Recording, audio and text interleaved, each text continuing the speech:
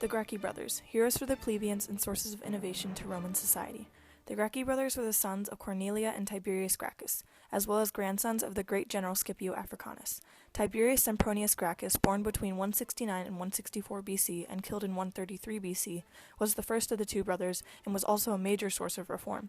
Throughout his life, he served as a general in the Third Punic War, a quaestor, which is a Roman official in charge of public revenue and expenditure, and then a tribune. Tiberius had been fulfilling his quaestor duties when he began to notice the obvious dismal state that the Rome's poor were in. With this thought process, Tiberius proceeded to introduce radical populist ideals, which encouraged equal representation among the population.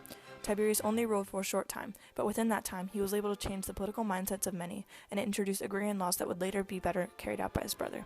Gaius Gracchus, born in 154 and killed in 121 BC, was known as a spirited and charismatic leader.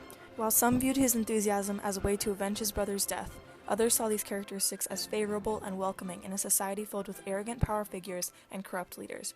Gaius Gracchus was a quaestor and a short-lived tribune. Gaius not only reinstated agrarian laws created by his brother, but also introduced multiple new plans such as colonization efforts in order to support the growing poor population. When the Gracchi brothers had stepped into the political scene, population pressure as well as environmental pressure were what encouraged their reform.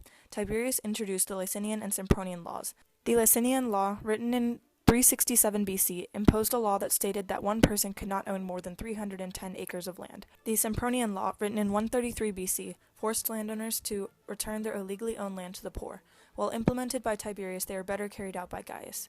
These reforms were uncommon to Roman society. Never before had the plebeians had a voice in the political structure. With the Gracchi reform, new laws were not only created, but social situations, infrastructure, and plebeian court proceedings were all topics that were improved upon. The pars popularis was created in Rome in order to encourage the equalization of classes and social structures. The goal of the party was to create an economically advanced environment in which many could prosper. To gain support for the populist party proceedings, fees were reduced and citizenship was expanded to communities outside of Rome and Italy. The American Popular Party, also known as the People's Party, was represented in the 1892 presidential election and encouraged a goal similar to that of the pars popularis. The People's Party promoted an equal and common society, which is evident in modern-day democracy. Reforms similar to those of Tiberius are also evident today. Japan and Egypt both underwent agrarian reform that closely modeled the Licinian and Sempronian laws. The Homestead Act, created by Abraham Lincoln, resembles the Sempronian law and allocated land to the impoverished in order to equalize class struggles in the 1800s.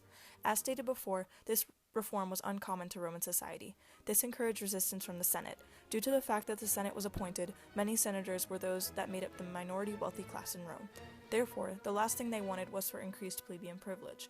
The Senate actively hindered laws and even overrode Tiberius's reform policies after he died. It was in Senate riots that both brothers were killed, Tiberius in 133 BC and Gaius in 121 BC.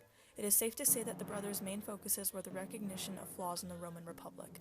With this recognition, these brothers were able to carry out reform and support ignored groups of citizens, all because they chose to care when no one else had before.